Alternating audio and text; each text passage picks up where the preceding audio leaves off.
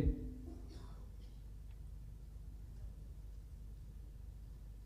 उत्तर प्रदेश के पुलिस महानिदेशक Shri Rajiv Krishna ji,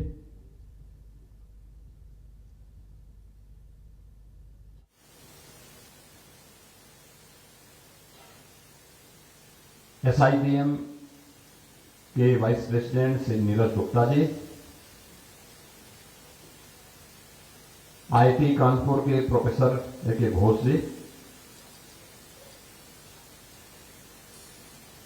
north take symposium में उपस्थित हमारे सेना के सभी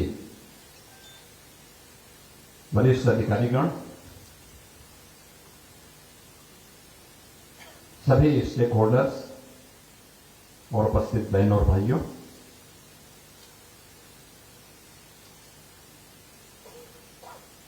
मुझे प्रसन्नता है कि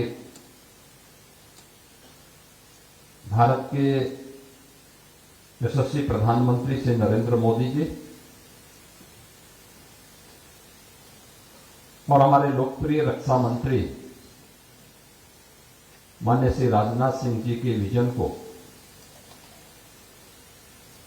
आज हम सब यहां पर नॉर्थ टेक सिंपोजियम के माध्यम से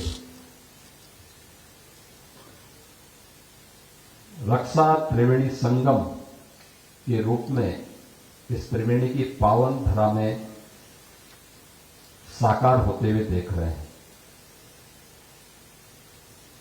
मैं इस अवसर पर सबसे पहले इस पावन धरा को, जिसके बारे में देश और दुनिया उसी पवित्र भाव के साथ देखती है कि त्रिवेणीम माधवम सोमम भारद्वाजम च वासुकिम वंदे अक्षयवटम शेषम प्रयागम तीर्थ नायकम, यानी मैं त्रिवेणी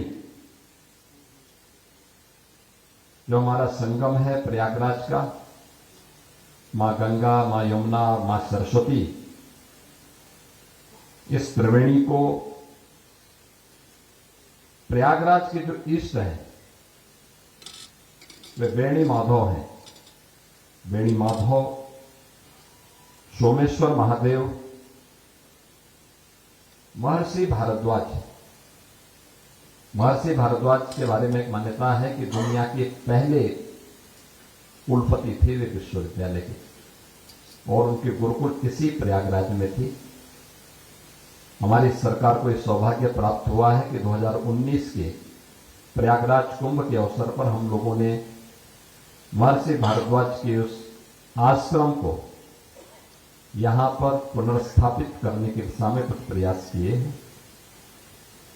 नागराज वासुकी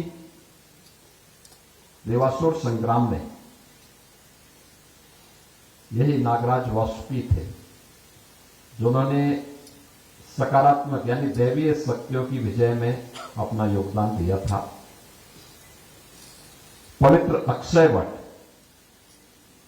शेषनाग और तीर्थों के राजा प्रयागराज, इन सबको मैं प्रणाम करता हूं। इस ऐतिहासिक आयोजन के लिए मैं आर्मी के अपने सेंट्रल कमांड और नॉर्थ कमांड को हृदय से बधाई देते हुए उनके प्रति उत्तर प्रदेश सरकार की ओर से हृदय से धन्यवाद भी ज्ञापित करता हूं। प्रयागराज की पावन धरा प्राचीन काल से ही हम सब के लिए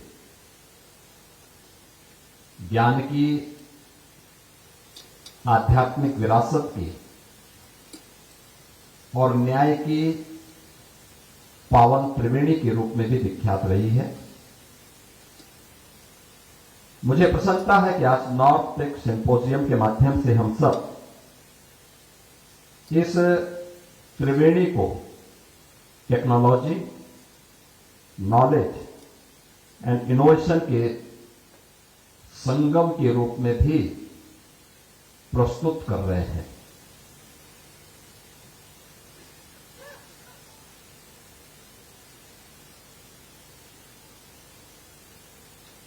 हमारे यहां हम सब इस बात को मानते रहे हैं और ये भारतीय मान्यता भी रही है और हमारी भारतीय संस्कृति ने सदैव इस बात को अंगीकार भी किया कि अयम निज पुरोवेति गणनालव चेतसाम उदार चरितानाम वसुधैव कुटुंबकम।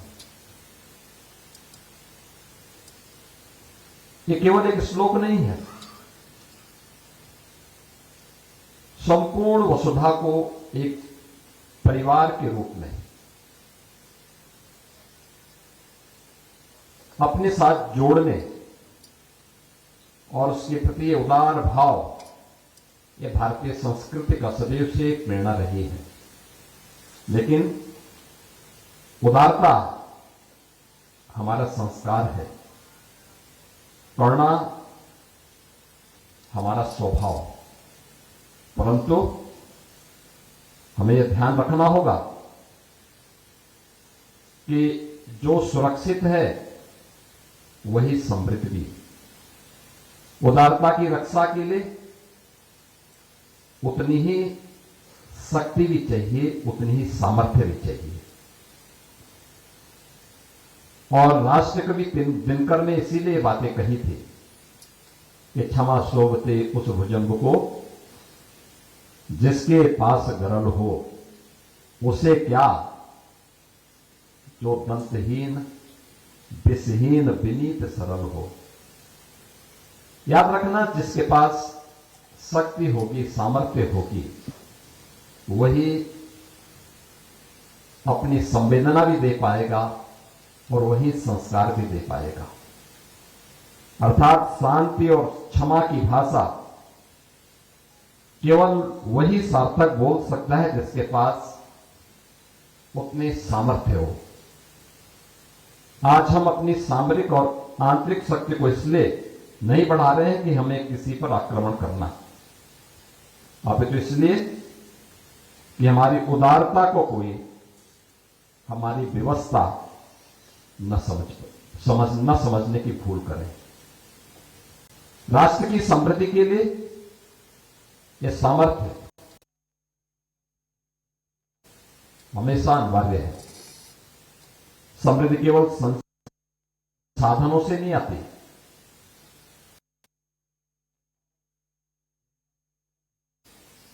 इसके लिए सुरक्षा, स्थिरता और सामर्थ्य का मजबूत आधार उतना ही आवश्यक भी होता है।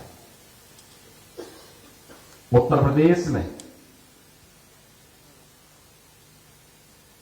2017 में सत्ता संभालने के बाद हम इन बातों को जानते थे, क्योंकि उत्तर प्रदेश की जो छवि थी, उत्तर प्रदेश के अंदर जो अव्यवस्था थी, हमारे सामने जो उस समय पहचान का संकट था, हम लोग इस बात को मानते थे कि हमें अगर सुशासन के लक्ष्य को प्राप्त करना है, उत्तर प्रदेश को पहचान के संकट से मुक्त करना है, तो हमें सुरक्षा का एक बेहतर वातावरण बनाना होगा। रूल ऑफ लॉ को जमीनी धरातल पर उतारना होगा। इसके लिए हमें उत्तर प्रदेश के अंदर अपराध और अपराधियों के प्रति जीरो टॉलरेंस को पूरी शक्ति के साथ लागू करना पड़ा था। और आज हम सब इस बात को मान सकते हैं कि जो हमने उस समय कानून का राज स्थापित करने का संकल्प लिया, आज उसने उत्तर प्रदेश के इस मॉडल को तो सबका ध्यान उस ओर आकर्षित किया ही है। इसने उत्तर प्रदेश के अंदर एक बेहतरीन इकोसिस्टम डेवलप करने में भी मदद की। आज हम कह सकते हैं कि भारत का सबसे अच्छा इंफ्रास्ट्रक्चर यूपी के पास है। एक्सप्रेसवे के रूप में, हाईवे के रूप में, रेलवे की कनेक्टिविटी के रूप में, मेट्रो के रूप में और एयर कनेक्टिविटी के रूप में भी। आज सुरक्षा के प्रति सरकार का पहला जो प्रायोरिटी सेक्टर हमारा था, उस पर ध्यान देने का परिणाम क्या है? आज देश और दुनिया का हर बड़ा निवेशक, हर बड़ा इन्वेस्टर यूपी के अंदर आकर के निवेश करना चाहता है। आज सुरक्षा का परिणाम क्या है? कोई भी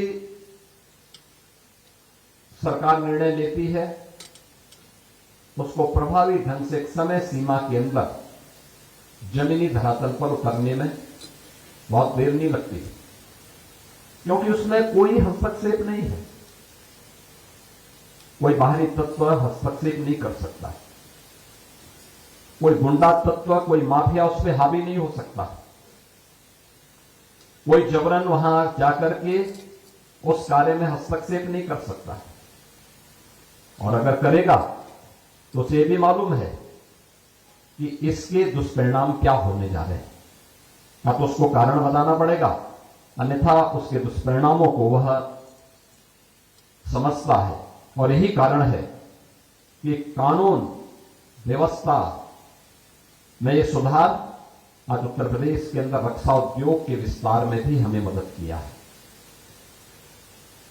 यानी ये दोनों एक ही संकल्प के दो अलग अलग रूप हैं।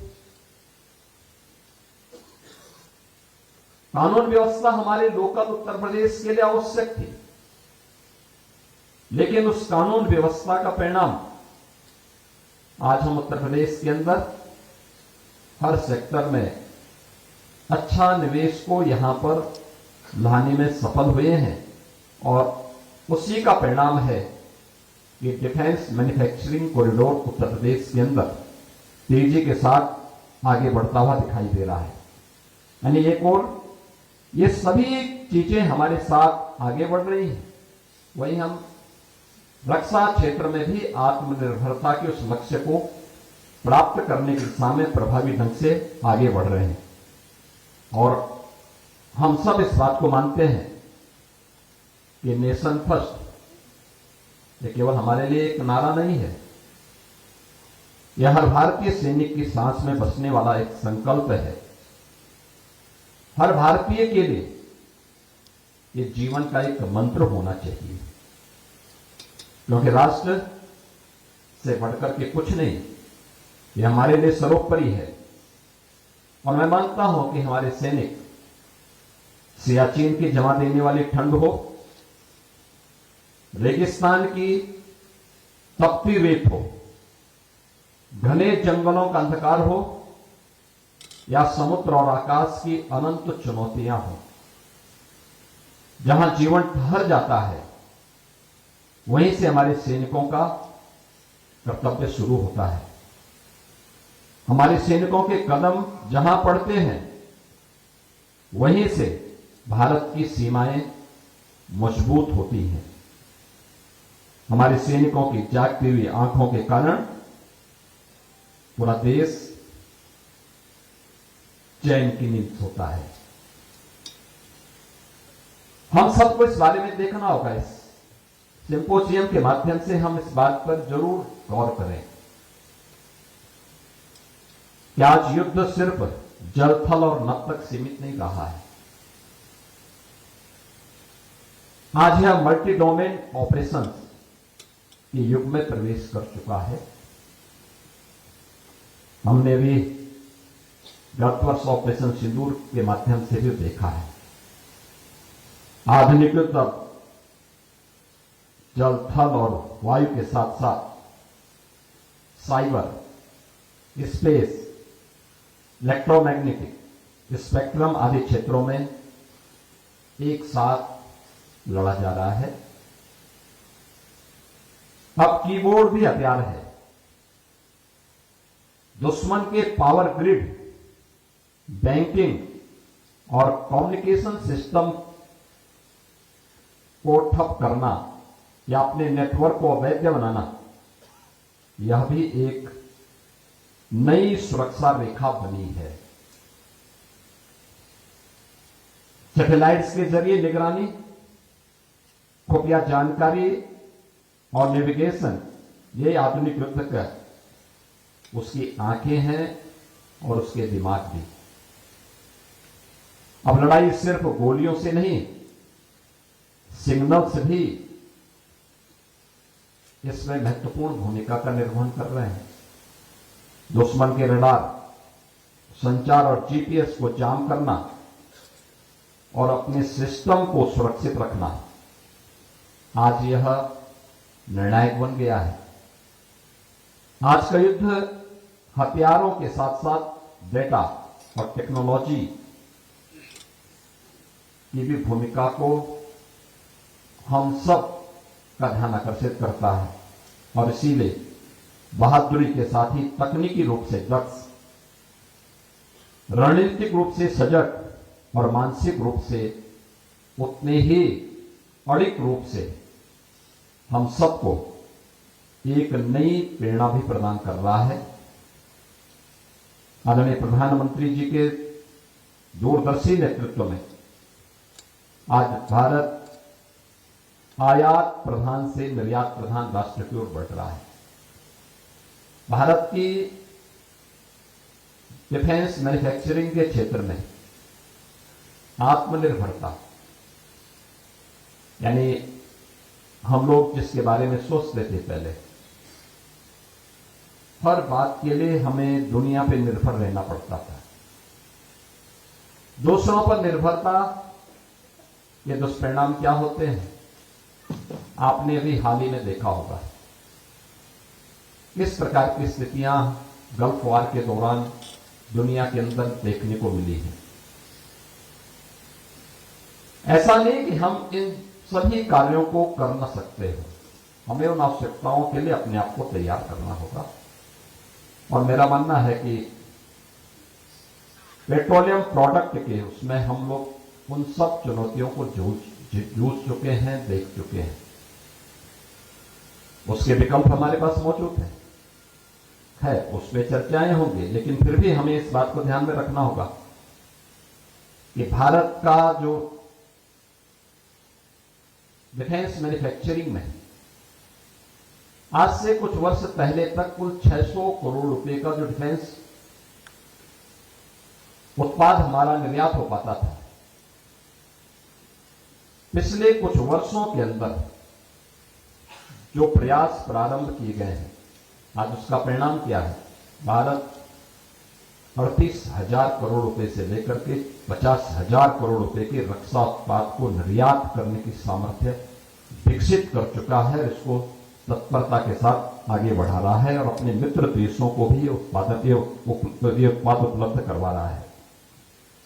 हम सब इस दिशा में आगे बढ़ने के लिए तैयार हैं और मुझे बताते हुए प्रसन्नता है कि उत्तर प्रदेश ने जो अपने 6 strategic nodes defence industrial corridor के अपने यहां विकसित करने की कार्रवाई प्रारंभ की, उसके बेहतरीन परिणाम आए हैं। लखनऊ, कानपुर, झांसी, आगरा, अलीगढ़ और चित्रकूट, यहां पे हमारे पास 35,000 करोड़ रुपए से अधिक के निवेश के प्रस्ताव आज जमीनी धरातल पर उतरते हुए दिखाई दे रहे हैं। सरकार ने हमारे बड़ा लैंड बैंक भी तैयार किया है। अपनी डिफेंस एंड एरोस्पेस की पॉलिसी के माध्यम से हर उस इन्वेस्टर को जो इस क्षेत्र में कार्य करने का इच्छुक है, उसे हम यहाँ पे उत्तर प्रदेश के अंदर इंसेंटिव भी उपलब्ध करवा रहे हैं, पॉलिसी का लाभ दे रहे हैं, लैंड बैंक में पर्याप्त लैंड उपलब्ध करवा रहे हैं। और मुझे प्रसन्नता है कि अलीगढ़ नोट वे छोटे हथियारों और रक्षा उपकरणों तथा अन्य सैन्य सामग्रियों के निर्माण के रूप में यह केंद्र उभरा है। इसके साथ ही कानपुर, जो परंपरागत रूप में कभी पूर्व का मैनचेस्टर कहलाता था, आज कानपुर में गोला बारूद, missile, defence textile and protective gear के निर्माण का कार्य और उसका केंद्र बिंदु बन गया है। अडानी डिफेंस सिस्टम हमारी हिस्टोरिक ऑर्डिनेंस फैक्ट्री जैसे बड़े संस्थान आज कानपुर में हमारी सैन्य शक्ति को सुदृढ़ कर रहा है। लखनऊ और झांसी नोट्स, लखनऊ में ब्रह्मोस मिसाइल और हैवी डिफेंस मैन्युफैक्चरिंग पर हम लोगों ने केंद्रित किया है। ब्रह्मोस एरोस्पेस की उपस्थिति सुनिश्चित करती है कि हमारी सेना नेक्स्ट जनरेशन सुपरसोनिक मिसाइल से यहां पे सुसज्जित हो चुकी है। चित्रकूट और आगरा नोट्स में भी हम लोगों ने एरोस्पेस और डिफेंस में प्रिसीजन इंजीनियरिंग के लिए इसको हम विकसित कर रहे हैं ताकि हमारा स्पेस सुरक्षित रह सके। मध्य कमान और उत्तरी कमान के अधिकारियों से मैं आज के इस अवसर पर यही कहना चाहूंगा कि यूपी डिफेंस कॉरिडोर के उत्पाद जैसे तोप के गोले, स्वदेशी ड्रोन, बुलेट प्रूफ जैकेट और हमारे उन्नत संचार प्रणाली सैनिकों की क्षमता और सुरक्षा बढ़ाने के लिए ये बनाए जा रहे हैं और इस पर हमें जितना भी सहयोग राज्य सरकार के स्तर पर होगा हम इसको भरपूर सहयोग कर रहे हैं। डिफेंस मैन्युफैक्चरिंग कॉरिडोर के लिए जो महत्वपूर्ण सपोर्ट चाहिए वह संयोग से उत्तर प्रदेश के अंदर मौजूद है। स्किल मैन पावर 56% जो वर्क फोर्स है यूपी के पास वह स्किल है, यंग है, वह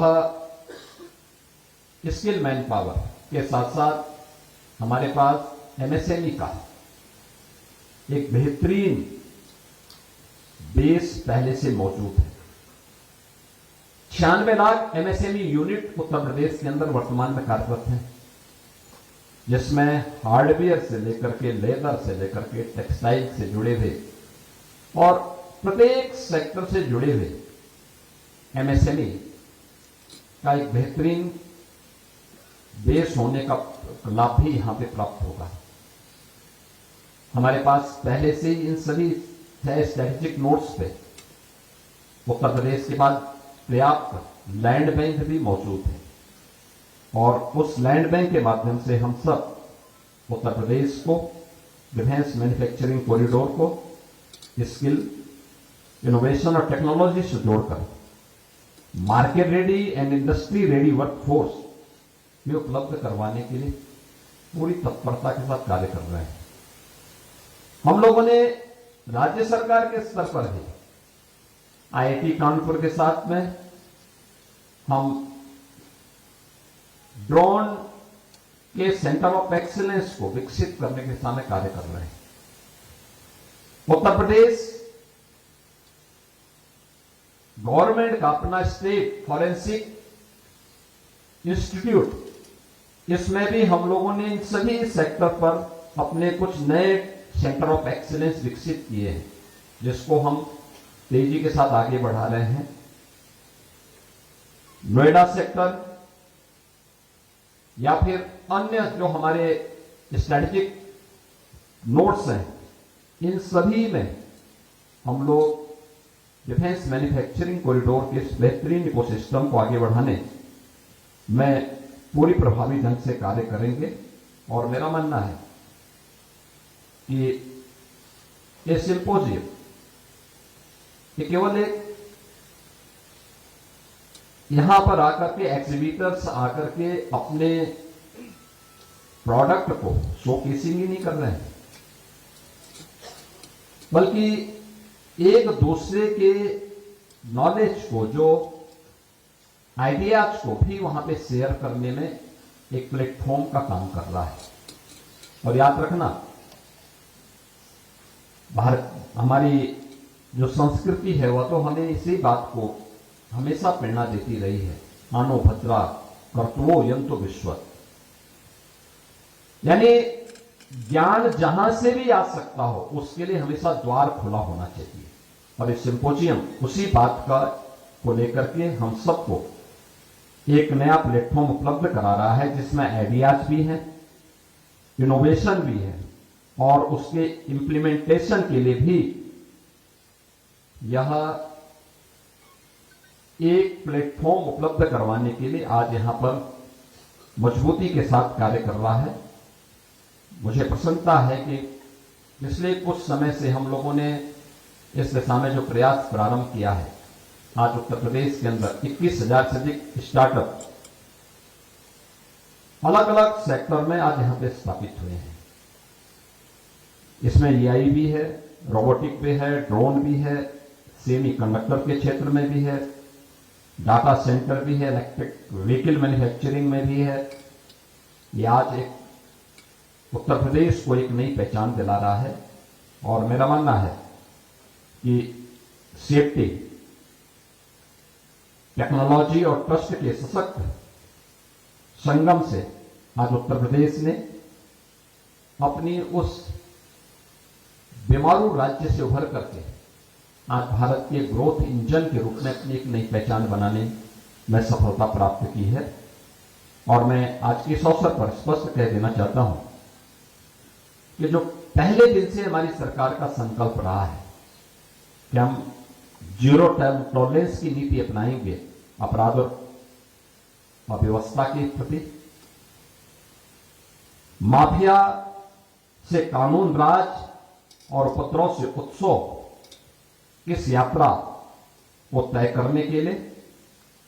और आज यहां पर ये त्रिवेणी के संगम में हम लोगों को यहां पे डिफेंस मैन्युफैक्चरिंग से जुड़े हुए इस रक्षा त्रिवेणी संगम में नॉर्थ टेक सिंपोजियम के माध्यम से वह सब कुछ साकार होते हुए दिखाई दे रहा है। मैं इसके लिए सेंट्रल कमांड और नॉर्थ कमांड के अपने